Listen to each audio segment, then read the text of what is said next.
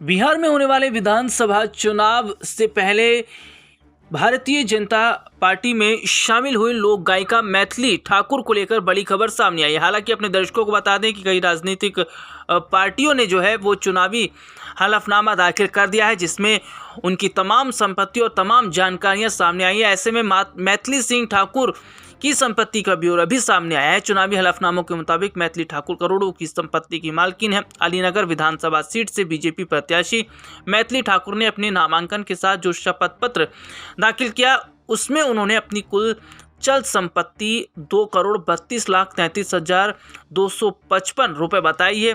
उनके पास 1.80 लाख रुपए नकद और 2 करोड़ से अधिक मूल्य के वाहन और कीमती जेवर जेवरात भी हैं। इसके अलावा उनके पास 47 लाख रुपए की स्वर्जित संपत्ति है, जिसका वर्तमान बाजार में मूल्य 1.5 करोड़ रुपए बताया गया है।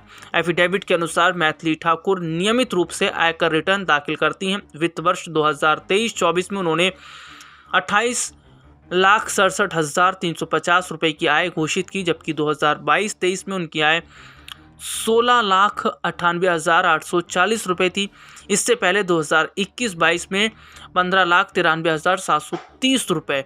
तो ऐसे में उन्होंने अपनी संपत्ति का पूरा ब्यौरा दिया है। वहीं इस शपथ में यह भी कहा गया है कि उनकी इनकम का जरिया गायिका, सोशल मीडिया और ब्रांड इंडोर्समेंट है। मैथिली ठाकुर की उच्चतम शैक्षणिक योग्यता बीए प्रोग्राम है, जो उन्होंने दिल्ली विश्वविद्यालय के भारतीय कॉलेज से पूरी की। उनका जन्म 25 जुलाई 2000 को हुआ था और वे वर्तमान में 25 वर्ष की हैं। मूल रूप से बिहार के मधुबनी जिले के बेनीपट्टी थाना क्षेत्र के उरेन गांव की रहने वाली मैथिली बचपन से ही संगीत में रुचि रखती थी।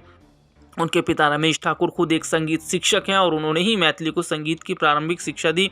उनकी मां पूजा ठाकुर गृहिणी हैं, जबकि उनके 2 भाई ऋषभ ठाकुर और आइची ठाकुर भी संगीत में सक्रिय हैं। परिवार ने दिल्ली में आर्थिक संघर्ष के दौर से गुजरते हुए मैथिली को मंच तक पहुंचाया।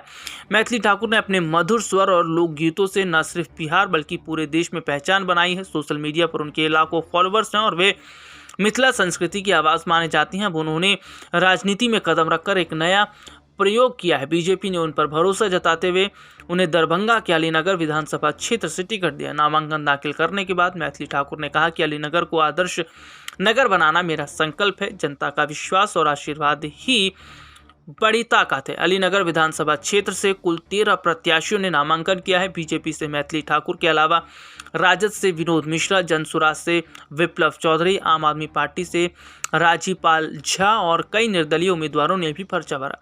राजनीति में मैथिली ठाकुर की एंट्री ने इस सीट को काफ़ी चर्चा में ला दिया है। युवा और सांस्कृतिक पहचान वाले यह उम्मीदवार अब देखना चाहती हैं कि क्या संगीत की तरह राजनीति के सुर भी जनता के दिलों में गूंज उठते हैं या नहीं, और क्या वो अलीनगर सीट से चुनाव जीत पाएंगी।